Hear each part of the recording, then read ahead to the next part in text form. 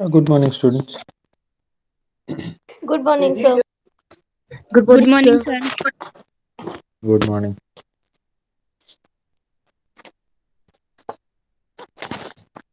Mm, Okay, so as maybe वैसे देखा जाए तो आगे हमने डेटा डिस्ट्रीब्यूशंस वन का कुछ डिस्कशन शुरू भी किया था, काफ़ी सारा कुछ डिस्कस भी किया था। लेकिन मैंने ऐसा प्लान किया है कि अ, आगे का जो पोर्शन है उसको एक बार रिवाइज कराना चाह रहा था और साथ ही साथ कुछ प्रॉब्लम्स वगैरह भी आपके साथ डिस्कस करने का प्लान कर रहा था। ठीक है, तो what we'll do is we'll try to uh, understand everything from beginning, ताकि एक कंटिन्यूटी भी बना रहे और साथ ही साथ मैं आपको ये बताते भी जाऊंगा कि हर टॉपिक में अगर क्वेश्चंस कुछ पूछे जाएं तो वो क्वेश्चंस किस तरह से पूछे जाएंगे। I would advise people to have their note, pen and calculators ready with them. कहीं कहीं अगर आप कंप्यूटर भी साथ में लेके बैठ सकते हैं, तो कहीं कहीं अगर एक्सेल रिलेटेड एक्सरसाइज भी अगर हम साथ साथ करते हैं तो you can do it along with me. Okay. So to begin with, data distributions one is basically about continuous distribution. तो इस चैप्टर में हम कंटिन्यूस डिस्ट्रीब्यूशंस के बारे में बात करेंगे। Now normally before proceeding to continuous distributions, अगर मैं आपको बताऊं कि you see we will be relying a lot on our knowledge of probability. ठीक है, तो मुझे ऐसा लगा कि मैं शायद हर चीज़ को थोड़ा सा सिंप्लीफाई करके आपके साथ एक बार डिस्कस कर लूँ। तो आगे हमने जो भी चर्चा की है प्रोबेबिलिटी की, कुछ या तो जो चर्चा हम यहाँ पे करेंगे, तो नॉर्मली क्या है कि प्रोबेबिलिटी हम ऐसा समझते हैं it is just probabilities of rolling a die और let us say probability of getting some number on the die or probability of picking the right cards or things like that. But actually it is not so. अगर आप देखेंगे तो जैसे कि अगर आप यहाँ पे कुछ एक्सपेरिमेंट्स के एग्जांपल्स दे रखे हैं, that is let us say if you want to count the number of beta particles emitted by a radioactive source. ठीक है, तो रेडियोएक्टिव सोर्स कोई finite number of beta particles emit नहीं करता है हर बार, एवरी टाइम इट में very. ठीक है, तो अ, अगर हम ऐसा सोचते हैं कि हमको हर एक मिनट के इंटरवल पे अगर बीटा पार्टिकल्स एमिट किए हैं वो काउंट करना है, तो it will be difficult for us to predict. मतलब हमको अगर बताना है कि ये काउंट्स कितने आएंगे हर एक मिनट के इंटरवल में या हर 10 सेकेंड के इंटरवल में, तो we will not be able to tell that. Okay, so for that we'll have to design something finite, मतलब हमको कोई एक प्रोसीजर डिजाइन और डिफाइन करना पड़ेगा जिसकी मदद से हम ऐसा कुछ बोल पाए। Okay, now there are another classic experiments also, जैसे कि second one is measuring the time that a ball takes to fall through a distance of some height h in a liquid।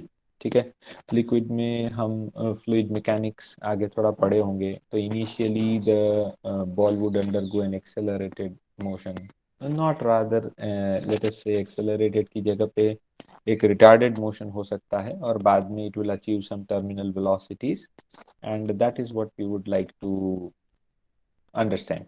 तो उसका किस इनिशियल स्पीड से हम उसको डालते हैं, उसके बाद में वो कितना डिस्टेंस ट्रैवल करता है और कितना डिस्टेंस ट्रैवल करने के बाद वो टर्मिनल वेलोसिटीज वगैरह अचीव करता है, तो वो सारी चीज़ों को हमको एक बार कैलकुलेट करके देखना पड़े। तो the more number of times to repeat the experiment the better it will be for us. ठीक है, फिर ये रेजिस्टेंसेस के एग्जांपल तो प्रिटी कॉमन है कि जैसे कि suppose you want to determine the resistance of 100 resistors by a manufacturer.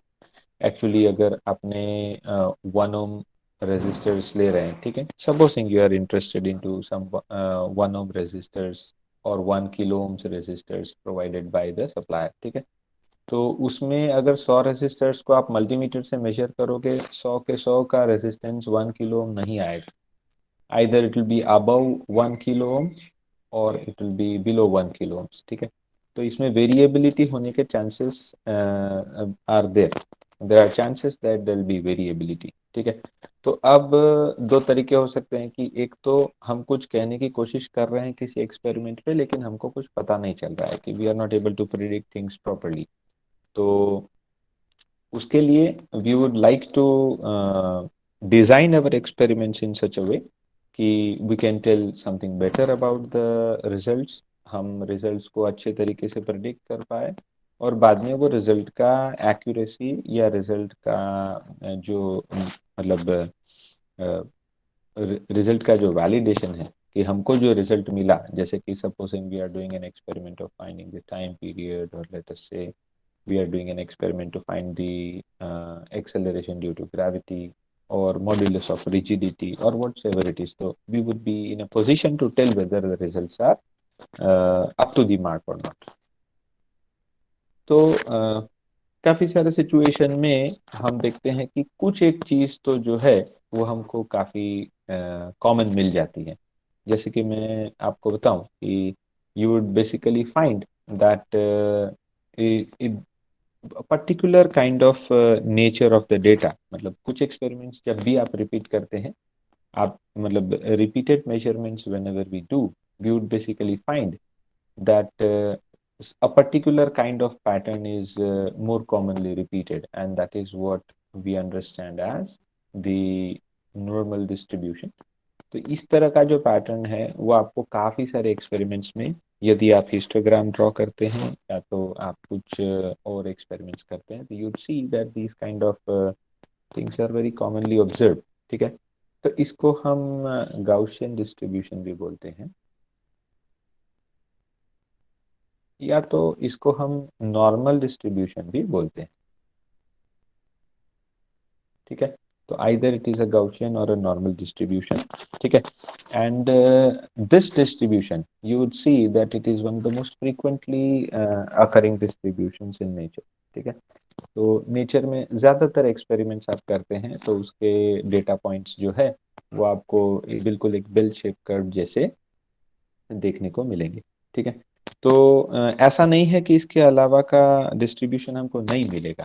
Please note that it is not that only Gaussian distribution is something which we will observe all the time. It can be different from a Gaussian distribution also. तो हमको करना क्या पड़ेगा? What is our job? Our job is to determine whether the data is following a normal distribution or not, ठीक है। तो हम जितने अच्छे से इसके बारे में बोल पाएंगे, उतने ही अच्छे से हम अपने डेटा को एनालाइज कर पाएंगे, उसके बारे में कुछ प्रेडिक्ट कर पाएंगे, और उसकी वैल्यूज के बारे में कुछ बता पाएंगे। तो for that we'll just try to understand some very basic concepts of probabilities, ठीक है। तो कुछ बेसिक कॉन्सेप्ट्स ऑफ प्रोबेबिलिटी हम यहाँ यूज करने वाले हैं, लेकिन प्रोबेबिलिटी आपने जो पढ़ा होगा पहले, वही प्रोबेबिलिटी के basic laws will try to see, but we'll see that those knowledge of probability is going to be useful to us in a mathematical form into several problems that we are going to discuss in this chapter. Okay, तो जैसे कि अगर आप probability की चर्चा करें, तो probability में there are some very simple questions that can be asked to you. जैसे मैंने अभी बताया, कोई एग्जांपल्स दिए कि रोलिंग ए डाई, और probability questions on a pack of cards are something which we people learn in mathematics. हम mathematics में उसको काफी बार देखते हैं, लेकिन क्या हम उसको एक्सपेरिमेंट्स में यूज कर सकते हैं? That is what is a question will try to address in the chapter that we'll do here, मतलब the discussions that we are going to do here. तो कुछ टर्मिनोलॉजीज हैं जो हमको समझने की जरूरत है, जैसे कि ट्रायल्स किसे कहा जाता है, what do you understand by trials? तो you do an experiment 1 time, 2 times, 3 times, आप उसको रिपीट करते जाए तो that will be called as trials. मतलब आप सिंपल पेंडुलम से टाइम पीरियड मेजर करते हैं, तो you will do an experiment 1 time, 2 time, 3 time. Why do we do a number of times? We would like to take care of the errors that are occurring in the experiment. तो experiment में random error हो सकता है, human error हो सकता है, calculation errors हो सकते हैं, there are a lot of different types of errors that can occur, और उनको मिनिमाइज करने के लिए हम रिपीट करते हैं एक्सपेरिमेंट को, ठीक है। और हमको जो भी आउटकम मिलेगा that is known as event. तो एक्सपेरिमेंट का आउटकम जो है उसको हम इवेंट के तौर पे देखते हैं। डाई का एग्जाम्पल जो है वो बड़ा ही पुराना है। तो when you roll a die, you basically get some known outputs, that is 1 2 3 4 5 or 6, but you can never tell कि अब अगर मैं डाई फेंकूंगा तो क्या आएगा। हाँ, उसका प्रोबेबिलिटी हो सकता है, नेवर टेल ऐसा मतलब नहीं बता सकते ऐसा नहीं है। आप छह में से कोई एक नंबर बोलोगे और वो नंबर के आने का प्रोबेबिलिटी जो है दैट इज 1/6, ठीक है। क्यों? क्योंकि there are total 6 possibilities that can happen over here, ठीक है। तो यहाँ पे कुछ बहुत ही छोटे छोटे क्वेश्चंस भी हो सकते हैं, जैसे कि what do you mean by sample space. ये तो डाई का एग्जाम्पल था, लेकिन ये डाई के एग्जाम्पल की जगह पे कुछ और एग्जाम्पल्स भी हो सकते हैं। तो सैम्पल स्पेस किसको बोलते हैं? जैसे कि possible outcomes of a trial, जितने भी पॉसिबल आउटकम्स हैं, अगर उन सभी को इकट्ठा करके आप एक सेट बनाते हैं, तो that is what is known as a sample space. And here the sample space is given for reference कि दिस कुछ ना कुछ आ सकता है, इसके अलावा कुछ भी नहीं आ सकता, ठीक है। तो डाई जब 150 बार थ्रो करते हैं हम, तो 150 ट्रायल्स किए हैं ऐसा बोलते हैं। तो एक्सपेरिमेंटल मेजरमेंट्स हम इसमें लेते हैं। और आउटकम ऑफ अ ट्रायल जब हम नोट करते हैं कि अच्छा रोल किया बाद में क्या है, उसको हम इवेंट या तो उसको हम वैल्यू भी बोल सकते हैं, ठीक है। तो how do we come to rules of probability. तो अगर रूल्स ऑफ प्रोबेबिलिटी देखने हैं तो this can be asked in a very simple manner, that is state and explain the rules of probability with some suitable examples. तो कुछ rules हम यहाँ discuss करेंगे, उन रूल्स को आपको स्टेट करना है और सही तरीके के एग्जांपल्स देके आपको उसको एक्सप्लेन करना है, ठीक है। तो let us say rule number one, we'd like to see rule number one in detail। तो जैसे all probability, rule number one का स्टेटमेंट जो है, the statement is right here, that is all probabilities lie in the range of 0 to 1, ठीक है। तो the example of probability equal to zero क्या हो सकता है? तो ये भी एक छोटा सा क्वेश्चन हो सकता है कि कभी कोई एक्सपेरिमेंट करते हैं तो ऐसा जरूरी नहीं है कि उसमें कुछ ना कुछ हम जो सोच रहे हैं वो आए ही। कभी कभी ऐसा भी हो सकता है कि कुछ कुछ बिल्कुल आने की पॉसिबिलिटी नहीं। जैसे कि 7 के आने के चांसेस क्या है अगर डाई फेंके तो बोले 0 है। Without doing an experiment also you can tell that, because you may have some basic knowledge about the nature of the experiment that you are doing। acceleration due to gravity g का experiment अगर आप कर रहे हैं और अगर आप बोलो कि acceleration due to gravity G 20 metre पर सेकेंड आएगा, not possible at all. It is even out of the experimental error limits also. तो एक्सपेरिमेंटल एरर के लिमिट्स के भी बाहर के नंबर्स हैं, ठीक है।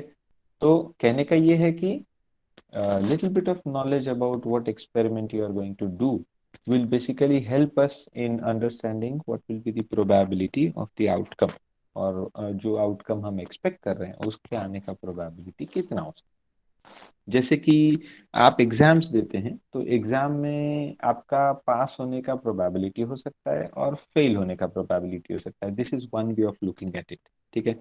तो अगर आपने बहुत अच्छा तैयारी किया है तो the probability of passing will increase with every day of preparation that you do, and the probability of failure will go on decreasing. लेकिन ये दोनों का टोटल तो 100% ही रहेगा ना। बोला पास फेल होने का चांसेस क्या है, तो बोले लेट से पहले 50-50 था, लेकिन बाद में जैसे तैयारी बढ़ती गई तो पास के परसेंटेज सक्सेस रेट 60%, 70%, 80% तक चला गया, फेल होने का चांस 20% रहा, ठीक है।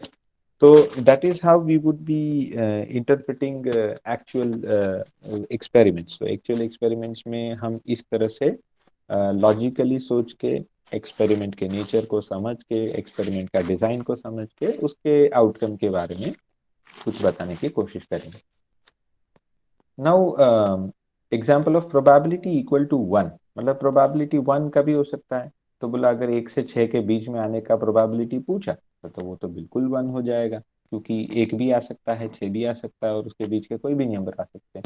इसके बाहर का तो कुछ हो नहीं सकता है, तो इसका प्रोबेबिलिटी एब्सोल्युटली 1 हो सकता है। I am talking about combined probability of all the events, I am not talking about one event here. Okay, तो यहाँ पे क्योंकि हम जो एक्सपेरिमेंट कर रहे हैं काफी सिमेट्रिक, ठीक है, the experiments nature is very very symmetric, ठीक है, तो हम रीजनेबली ऐसा एज्यूम कर सकते हैं कि हर नंबर के आने का प्रोबेबिलिटी इक्वल है। तो ये हमारा नॉलेज पे जाता है कि भाई एक्सपेरिमेंट कैसा है, उसका डिजाइन कैसा है, उसमें वेरिएबिलिटी कितना हो सकता है, एंड थिंग्स लाइक दैट। तो you would see that all the probabilities add up to 1, जो कि हमने यहाँ पे बताया। और क्योंकि सारे आउटकम्स इक्वली प्रोबेबल है, तो हम ऐसा बोल सकते हैं कि हर एक का प्रोबेबिलिटी 1/6 है, ठीक है, इट इज 1/6। अब ये तो बिल्कुल ट्रेडिशनल तरीका था चीजों को देखने का। अगर हम इसी को थोड़ा सा अलग तरीके से देखना चाहते हैं, तो देखो हम क्या कर सकते हैं, तो एक्सपेरिमेंट को रिपीट कर सकते हैं, ठीक है। अगर हमको प्रोबेबिलिटी ऑफ 1 या प्रोबेबिलिटी ऑफ 2 या प्रोबेबिलिटी ऑफ 3 किसी इंडिविजुअल प्रोबेबिलिटी में ज्यादा इंटरेस्ट पड़ता है, तो उसके लिए हम क्या कर सकते हैं, let us try to see. तो let's see if we repeat the experiment 1,000 times, और हर बार हम काउंट करें कि 1 आया कि नहीं आया, तो जितनी बार 1 आए तो उसको हम नोट करते जाए, और लेटेस्ट से उस नंबर को हम कैपिटल एन बोलते हैं, ठीक है। तो वी डू इट 1,000 टाइम्स, ठीक है, हम उसको 1,000 टाइम्स रिपीट करते हैं। 1,000 टाइम्स रिपीट करने के बाद में 1 कितनी बार है, हाउ मेनी टाइम। ओके, तो अगर इसको मैं बोलूं कि ये नंबर कैपिटल एन है, ठीक है, और ये जो 1,000 टाइम्स है, ये नंबर मेरा स्मॉल एन है, ठीक है। What is this, this is trials, and what is capital N, capital N is outcomes, ठीक है। तो अगर मैं कैपिटल एन और स्मॉल एन का रेशियो ले लेता हूं, तो ये मेरे को रिलेटिव फ्रीक्वेंसी देता है, ठीक है। This is what will give me relative frequencies that can be taken as probability of obtaining 1, ठीक है। और अगर आपने बिल्कुल ही अनबायस्ड डाई लिया है और एक्सपेरिमेंट को relatively large number of times perform किया है, तो you are definitely suppose to end up with a number which is close to 1/6। तो आपको ये capital N by small N का जो आंसर है वो 1/6 इर्द गिर्द मिल सकता है, ठीक है। तो this is one of the ways, alternate ways to do it. इसको आप अलग और एक अलग तरीके से देख सकते हैं, जैसे कि अगर कोई पर्टिकुलर इवेंट का प्रोबेबिलिटी जो है वो दिया है आपको, ठीक है। तो लेट अस से मैं ऐसा बोलूं कि इसी को अगर हम समझने की कोशिश करें, तो लेट अस से यहाँ पे 3 आने का प्रोबेबिलिटी हमको पता है, ठीक है। What is that, that is probability of 3 occurring, ठीक है। अगर ये हमको पता है, तो हम क्या बोल सकते हैं, probability of 3 is late us से 1/6। तो इसके नॉलेज से भी हम कुछ बोल सकते, क्या बोल सकते हैं, तो बोला अब अगर हम 1,000 टाइम्स डाई को रोल करते हैं, तो हम ऐसा बोल सकते हैं कि भाई 1/6 इंटू 1,000 अगर मैं करूं, तो ये मुझे क्या बताएगा कि ये 3 कितनी बार आएगा, ठीक है। It will tell me how many times 3 will occur when I throw a die 1,000 time. क्यों, क्योंकि मुझे 3 आने का प्रोबेबिलिटी पता है। So that is n times the probability. What is n? N is number of trials. What is p? P is the probability of a particular number occurring. So this is rule number one.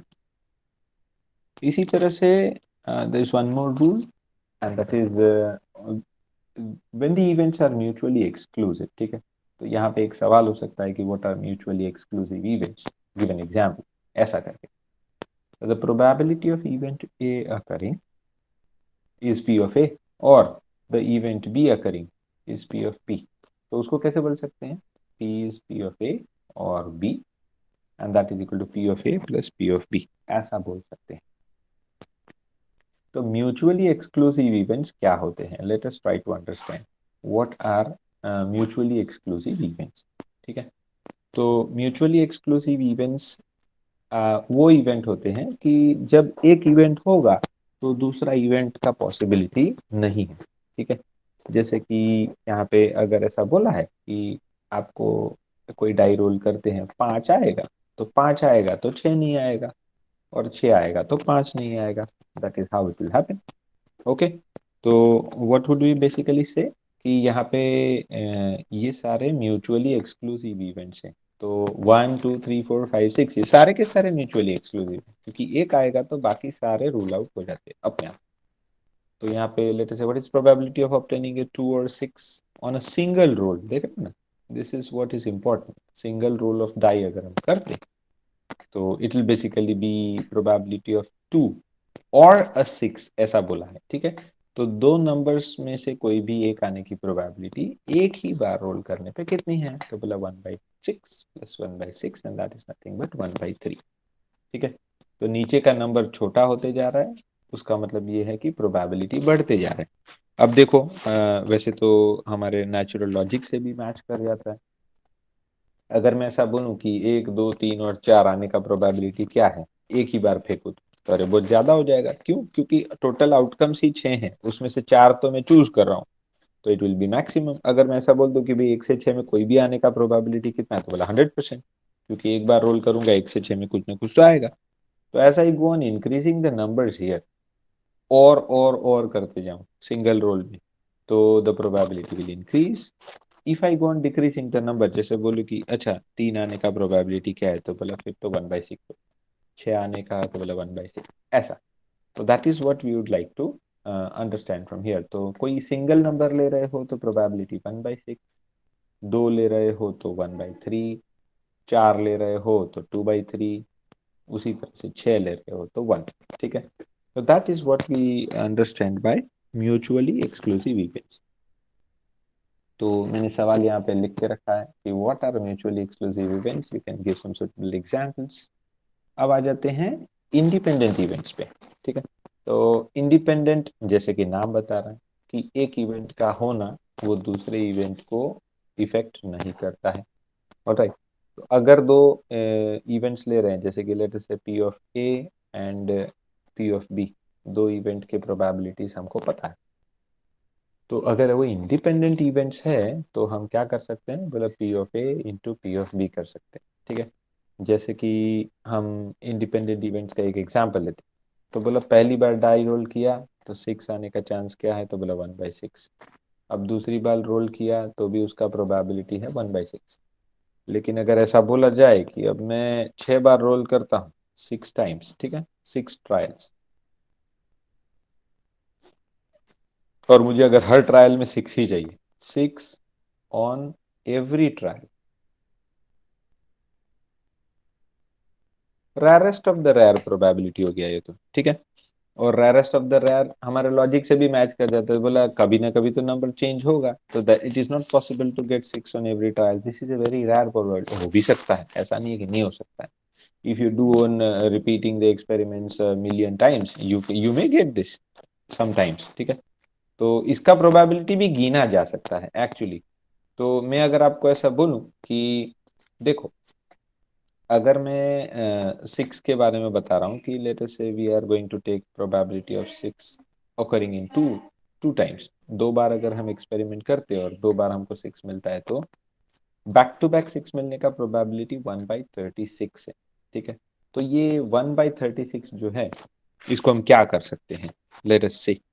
तो अगर मैं इसको late us से number of trials से multiply कर दूं, ठीक है। लेट अस से मैंने 36 ट्रायल्स किए हैं, तो 36 ट्रायल्स में देखो 1/36 गुना 36 मतलब दिस गिव्स यू 1। तो ये ऐसा बता रहा है कि स्टैटिस्टिक्स सेज कि if you roll a die 36 times, there may be one occasion where you would get 2 6s in succession. इस तरह से हम इसको समझते हैं, this is how we understand, alright. अगर मैं इसी को रिपीट करते जाऊं कि बोला 1/6 इंटू 1/6 इंटू 1/6, ये जो 6 ऑन एवरी ट्रायल है, इसको मतलब इस पे देखो सवाल हो सकते हैं एग्जाम में, ठीक है। तो सवाल 6 की जगह पे 4 हो सकता है, 3 हो सकता है, 2 की जगह पे 3 ट्रायल्स, 3 की जगह पे 4 ट्रायल्स, मतलब 4 ट्रायल्स नहीं, 4 बार कंटिन्यूअसली आना या 6 बार कंटिन्यूअसली आना।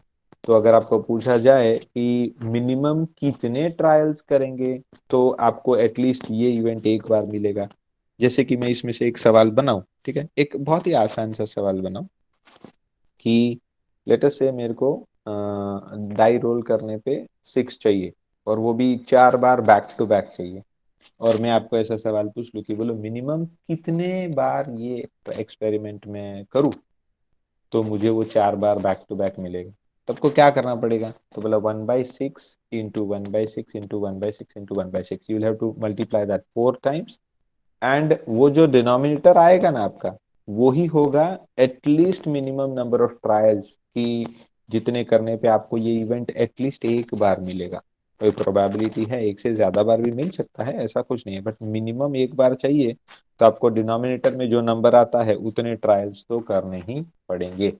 ठीक है, तो I hope this one should be very clear to you. यहाँ तक सबको क्लियर है? इन अच्छे से मैंने समझाने की कोशिश की है। Is this clear to everyone? Yes, sir. Yes, sir. Yes, sir. Okay, fantastic. तो for understanding these things better, let us go down to probability distributions. ठीक है, तो देखो जो मैं प्रॉब्लम समझाने की कोशिश कर रहा था आपको, what was the problem that I was trying to explain. Experiments में जब छोटे छोटे आउटकम्स होते हैं, ठीक है, मतलब स्मॉल डेटा सेट अगर हम ले रहे हैं, if we have small data set, things are very very easy, है ना, हमारे लिए लाइफ बहुत सिंपल होता है। लेकिन ये स्मॉल डेटा सेट की जगह पे अगर डेटा सेट बड़ा हो जाए, ठीक है, जैसे कि यहाँ पे मैंने बोला है ना कि what do we do if our data consist of many events, तब हमारा लाइफ थोड़ा सा कॉम्प्लिकेटेड होना शुरू हो जाता है, क्योंकि रोलिंग अ डाई और पैक ऑफ कार्ड्स, वो रोलिंग अ डाई में 6 आउटकम्स, टॉसिंग अ कॉइन में 2 आउटकम्स, पैक ऑफ कार्ड्स 52। तो इसमें तो काफी फाइनाइट चीजें हो जाती है, but when we have got a larger data sets of 100, 1000, 1 lakh, इस तरह के डेटा पॉइंट्स है, तो फिर क्या करेंगे। तो there we must have a definite protocol to do. ठीक है ना, डेफिनेट प्रोटोकॉल होना जरूरी है। ठीक है। तो यहाँ पे एक एक्सपेरिमेंट के बारे में डिस्कस किया है। ये here is a very simple but एकदम एफिशिएंट एग्जांपल है आपको समझने के लिए। So let us say it is a computer-based experiment which consists of generating 1000 random numbers with values between 0 and 1। तो टेबल तो नीचे दिया है, लेकिन अगर आपको ये रैंडम नंबर्स वाला कुछ देखना है, मतलब if you are interested in seeing it into Excel, ये कैसे करते हैं। बिल्कुल ही सिंपल सा कमांड है। There are two commands that I'd like to share here. One of the command is simply RAND, random, जो बोलते हैं ना उसके आगे के कुछ keywords लिए हैं, and bracket open close. If you just do it like this, that is random numbers and bracket open and close. Is equal to लगाना जरूरी है, क्योंकि एक्सेल में अगर इज इक्वल टू नहीं लगाते तो you wouldn't be able to know what is exactly happening. Okay, so if you do this you'd basically get something like this। and what is this? This is a random number between 0 and 1। तो ये command से हमको क्या मिलता है, 0 और 1 के बीच का कोई भी एक रैंडम नंबर मिलता है। ठीक है, अब देखो interestingly, if I drag it like this, ठीक है, तो पहले नंबर को गौर से देखना, मैं यहाँ पे चेंज कर रहा हूँ, look at this, it will keep changing every time I do something with it. तो यहाँ पे क्या मिला आपको, देखो 10 रैंडम नंबर्स बिटवीन 0 एंड 1। इसको मैं पुल करता हूँ इस तरफ, फिर से आप पहले वाले कॉलम को खास देखना, ठीक है, सारे नंबर्स बदल गए। Are you able to see that? अगर मैं एक और Yes. खींचूंगा ना, फिर से बदल जाएगा। तो द बेसिक पॉइंट इज, ये आपको समझ आ रहा है कि रैंडम नंबर्स का एक्सपेरिमेंट अगर आपको करना है, जैसे कि हम खास करके इसका सबसे बड़ा एप्लीकेशन कहाँ आता है, तो बोले ये जितने भी हमारे ओटीपी बेस्ड ट्रांजेक्शन चलते हैं, तो all of those OTP based transaction are based on this random number generation kind of thing. एकदम यूनिक होता है, एंटिक होता है, और इसको प्रिडिक्ट करना मुश्किल होता है। मुश्किल मतलब क्या, ऑलमोस्ट नामुमकिन जैसा ही बोल दो। ठीक है, लेकिन किसी पर्टिकुलर नंबर के आने का प्रोबेबिलिटी, अगर आप 1 लाख बार कुछ करते हैं, यही रैंडम नंबर को 1 लाख बार जनरेट किया है, तो आपको कोई पर्टिकुलर नंबर रिपीट होता हुआ दिखेगा। ठीक है, बट हमारे लिए तो ये क्या है, this is only one event no. जैसे कि कोई बंदा अगर ओटीपी जनरेट करता है, तो कोई 10 डिजिट नंबर का ओटीपी जनरेट करना है, oh man it is going to be literally difficult to do that. जैसे मैं आपको बताऊं, एक और कमांड है जो कि थोड़ा सा अलग है। इफ यू राइट RAND हाँ TWEAN, अभी जो मैं बता, तो व्हाट इज रैंडम बिटवीन। तो बिटवीन बोले मैं जो रेंज बताऊं ना उसमें एक रैंडम नंबर बताओ, तो बोला 1,100 लेटेस्ट से। ठीक है, तो अगर मैं 1 से 100 के बीच में कोई एक रैंडम नंबर चाहता हूँ, तो हमारे लिए 1 से 100 के बीच में ही कुछ बोलना काफी डिफिकल्ट है, क्योंकि the probability of our prediction is going to be 1/100। ठीक, तो एक सेकेंड, हाँ यहाँ पे शायद मेरा नेट Sir, your बंद screen हो is गया। disabled. Yes yes yes yes, just hold on for a second. ये अ,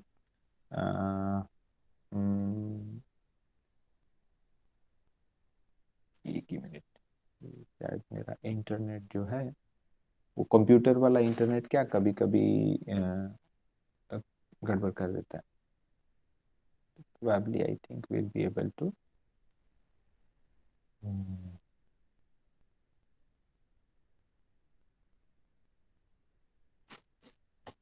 Oh, I hope now the screen should be visible again.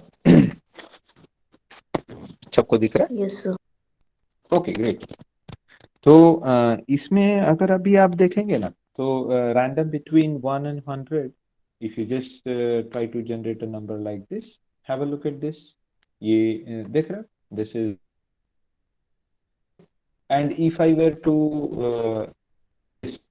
इसको ड्रैग करूँ, देखो हर बार नंबर आएंगे।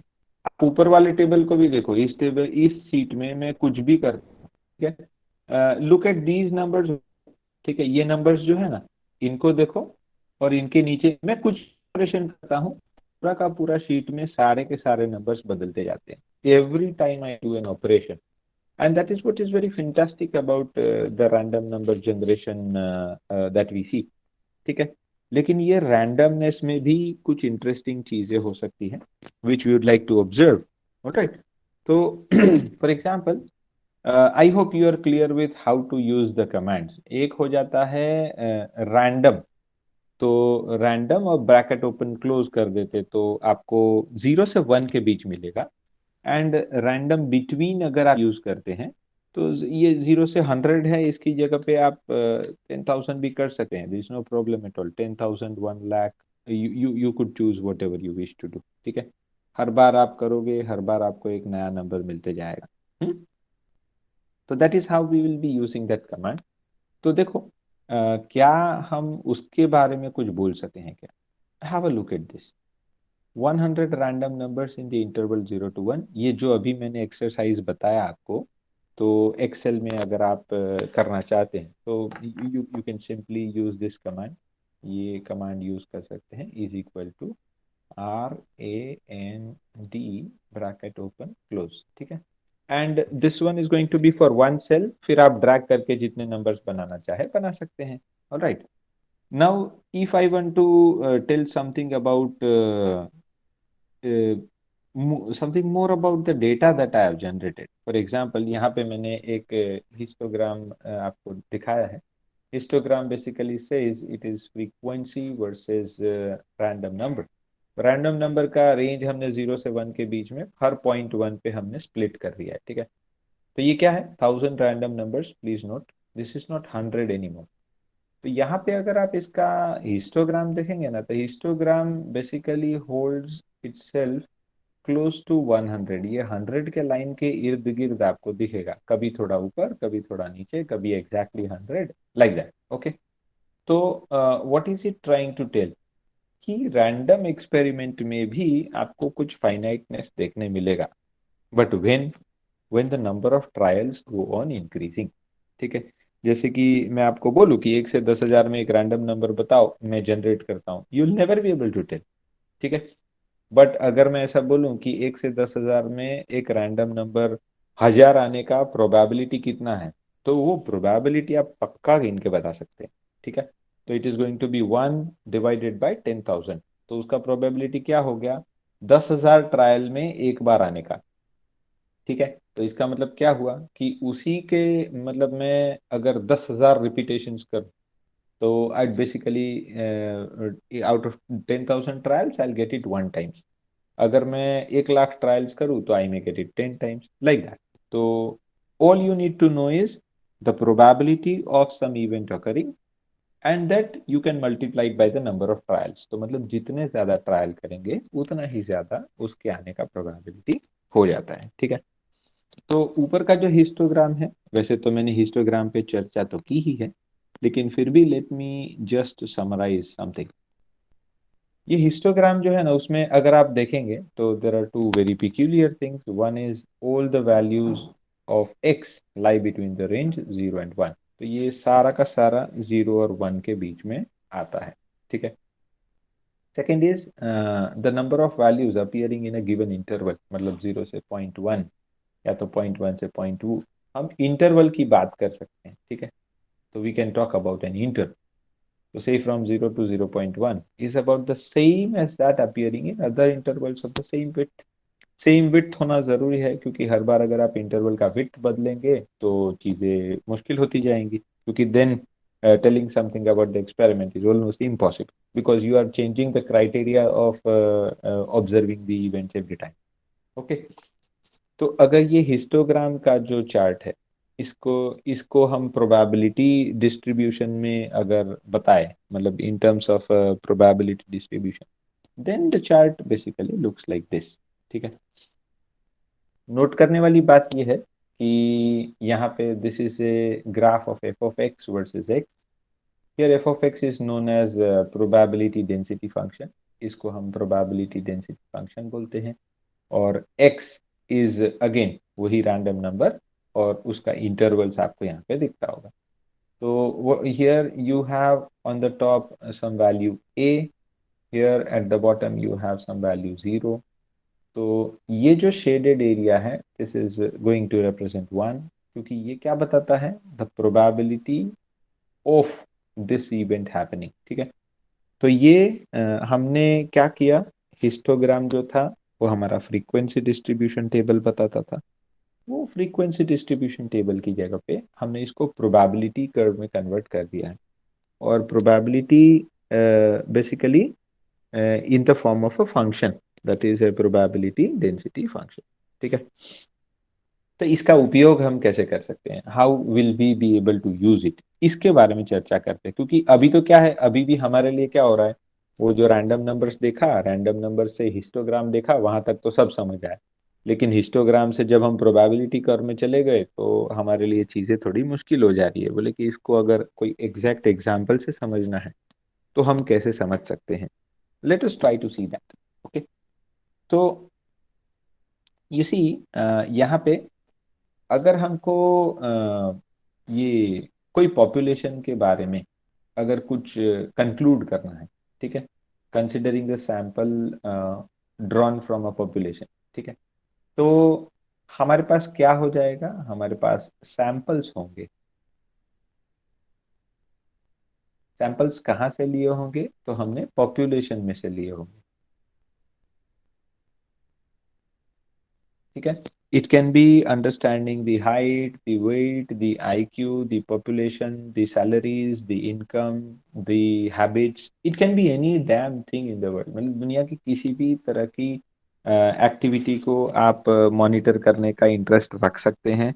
उसके लिए आप एक रैंडम एक्सपेरिमेंट कर सकते हैं, और रैंडम एक्सपेरिमेंट करने के लिए आपको सैंपल की जरूरत पड़ेगी, क्योंकि दुनिया के हर बंदे को जाके पूछना कि ये ऐसा होता है कि नहीं होता है, it can be an impossible task, sometimes it can be a very costly affair and we may not like to do it। तो हम क्या करते हैं कि हम एक बड़ा सा पॉपुलेशन में से हम कुछ सैंपल्स पिक करते हैं, और वो सैंपल्स में से हम पॉपुलेशन के बारे में अगर कुछ बोल पाए तो ये तो बड़ा मतलब बड़ा अचीवमेंट हो जाएगा हमारे लिए। ठीक है, जैसे कि आज आर्टिफिशियल इंटेलिजेंस में लोग क्या करते हैं, तो this is something which happens in the background of it. क्या करेंगे कि लोगों का हैबिट्स देखेंगे। ठीक है, लोगों का हैबिट्स देखने के बाद में सपोज कोई एक्स नंबर ऑफ पीपल ने कोई पर्टिकुलर एप्लीकेशन यूज किया है, और वो एप्लीकेशन में वो पर्टिकुलर चीज़ें फ्रीक्वेंटली देखते हैं, जैसे कि कुछ लोग कुकिंग के वीडियोस फ्रीक्वेंटली देखते हैं, तो they basically try to make some conclusions कि भाई यूजर कौन सा जेंडर का है, फिर उसका एज ग्रुप क्या है, अच्छा वो हाउस मतलब ज्यादातर घर पे रहता है, नहीं रहता है, जॉब करता है, उसको इस तरह का चीजें पसंद है, तो they try to conclude things from their observations. तो उसके लिए मैंने जैसे बोला कि हर डैम पर्सन को जाके पूछना कि तुमको कुकिंग पसंद है या नहीं है is going to be an impossible job in the world. But अगर हम छोटा सा सैंपल स्टडी करते हैं और उससे पॉपुलेशन के बारे में कुछ बता सकते हैं तो that will B an achievement. ठीक है, तो वही काम हम ये प्रोबेबिलिटी डेंसिटी फंक्शन से करने की कोशिश करेंगे। Will try to solve some problems using the probability density function. Okay, तो जैसे हमने ऊपर ग्राफ में देखा, f of x is P D F, probability density function बोलते हैं इसको, and the area under the f of x versus x curve is 1। ठीक है, एरिया अंडर द कर्व हमको 1 मिलता है। And you may C that अगर मैं इसको माइनस इन्फिनिटी से इन्फिनिटी में अगर इंटीग्रेट करता हूँ, ठीक, here it can be between 0 to 1 also, क्योंकि हमारा एक्सपेरिमेंट का रेंज ही 0 से 1 है, तो हमको माइनस इन्फिनिटी से इन्फिनिटी जाने की कोई ज़रूरत नहीं है। ये ऐसा बता रहा है कि आपकी रेंज ऐसी हो कि हर चीज़ इंक्लूड हो जाए। ठीक है, if I do that, integration 0 to 1 a dx, ठीक है, and that is equal to 1, तो इसमें से मुझे a क्या मिलता है, a 1 मिलता है, लेकिन ये हर बार 1 मिलेगा ऐसा बिल्कुल जरूरी नहीं है। ये पर्टिकुलर एग्जांपल में मुझे a का वैल्यू 1 मिला। अब अगर ग्राफ देखें ऊपर का, तो ऊपर के ग्राफ में f of x x less than 0 के लिए भी 0 था, x ग्रेटर देन 1 के लिए भी 0 था, और 0 से 1 के बीच में f ऑफ x का वैल्यू a जैसा हो रहा था। ठीक है, तो यहाँ पे अगर हम इसको जैसे मैंने अभी कैलकुलेट करके बताया कि इस लॉजिक के साथ हम चलते हैं, तो हम क्या बोल सकते हैं कि एफ ऑफ एक्स का वैल्यू ए जैसा हो जाता है और ए का वैल्यू 1 है। ठीक है, तो लेट्स सी, यही चीज को अगर मैं यहाँ पे डिस्कस करने की कोशिश करूँ, ए का वैल्यू तो 1 मिल जाता है, ये तो हमने ऑलरेडी देखा। तो हियर मैं वैसे तो बार बार बोल रहा हूँ कि एफ ऑफ एक्स प्रोबेबिलिटी नहीं है, f of x is not probability, f of x is actually probability density function। ठीक है, ये probability density function है जिसकी मदद से हम probability पता कर सकते हैं। ठीक है, ये खुद एक probability नहीं है। ऑलराइट, तो जैसे कि यहाँ पे एक एग्जांपल है कि let us say what is the probability of getting a number, let us say 0.476, तो ये मतलब ये 1 हो जाता है ऐसा नहीं है, तो फिर तो हर नंबर का प्रोबेबिलिटी 1 होता है, तो कोई पॉइंट ही नहीं बनाता है ना। तो एक्चुअली क्या है कि जैसे हम किसी रेंज के बारे में बात कर सकते हैं, we can talk about intervals. तो probability density function is all about finding probabilities in a range. तो किसी पर्टिकुलर रेंज में काम करना है तो हमारे लिए पीडीएफ एक सबसे अच्छा ऑप्शन होता है। तो यहाँ पे let's see, if you want to find out a number between x1 and x2, तो कैसे करेंगे, integration of x1 to x2 fx dx। ठीक है, for this probability distribution fx is 1। कैसे, तो हमने आगे देखा कि f ऑफ x क्या मिल रहा था हमको, f of x was equal to a and a was equal to 1। ये हमने ऊपर इंटीग्रेट करके पता किया, तो हम ऐसा बोल सकते हैं f of x is 1 between 0 and 1। ठीक है, तो इसके हिसाब से हम अगर x1 x2 के बीच में किसी नंबर के आने का प्रोबेबिलिटी पता करें, तो it is simply x2 minus x1। ठीक है, this is one of the most important outcomes. ठीक है, इंपॉर्टेंट आउटकम क्यों है, क्योंकि इससे मैं कुछ कंक्लूड करना चाहूँ तो बिल्कुल कंक्लूड कर सकता हूँ, जैसे कि what is the probability of a number being between 0.4 to 0.5, या तो लेट अस से 0.5 टू 0.6, तो उसके बारे में मैं एग्जैक्टली बता सकता हूँ कि प्रोबेबिलिटी कितना होगा।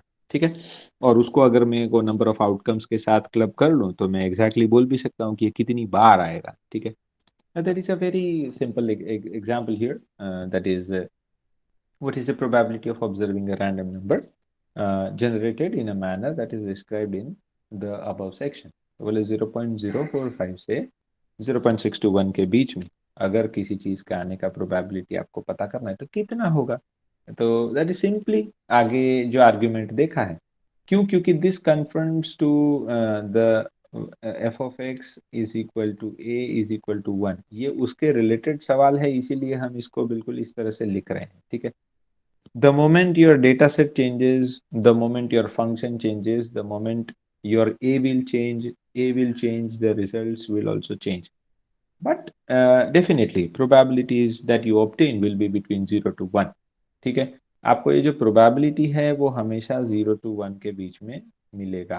ठीक है। You can expect that, there's no problem on it। तो ये एक एग्जाम्पल है जो अभी हम समझने की कोशिश कर रहे हैं। ठीक है। तो इट इज ऑलमोस्ट टाइम। अभी का लेक्चर का तो टाइम अभी अपना खत्म हो जाता है।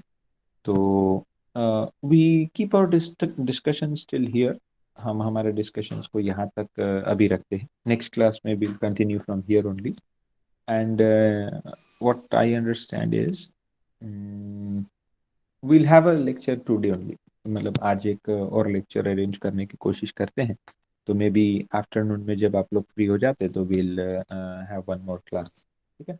आई ड्रॉप इन अ मैसेज। मैं एक मैसेज ड्रॉप कर दूंगा आप लोगों को। यहाँ तक जो मैंने समझाया है वो सभी को समझ में आ रहा है? यस और no? Yes, sir. Yes sir. ठीक है, चलो ग्रेट। तो मैं एक काम करता हूँ, let me just take up the attendance and then you can proceed for the next class। Okay। Roll number 1 to 10 में कौन कौन प्रेजेंट है?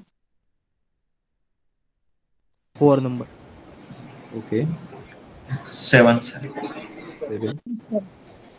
फिर 11 to 20। 3 12 11 to 20 में 12। 15 sir। 19. 19। 14, 15 sir. sir। 14, 15, 16 sir. 16। Okay, 15 नहीं है? जी सर प्रेजेंट 15। और 14? Sir, Vaibhavi present, sir. Okay, ठीक है। फिर 20 to 30। 28 sir. 28। Okay. 27 sir। 27। Sir 11 11। Okay. फिर 30 से बाकी के नंबर्स 30 से 50 के 33 बीच में सर। कौन कौन? 31 31 31। ओके। 33 33। 35 35। 36 37 sir। 36। सर 11 37। 11 रह गया। 11। 11 तो था। 42 सर। 42 सर। बच्चे नहीं। ओके, 42। 44 सर। 44। 45 सर। 45। कौन है 45? सर मैं सूरज। सूरज। ठीक है। अभी कोई रह जाता है अटेंडेंस में? नहीं। If not then class today over here today and you may leave the class as of now। ठीक है। Thank you so much and Thank have you, a sir. good day। Thank you sir। Welcome। Thank you।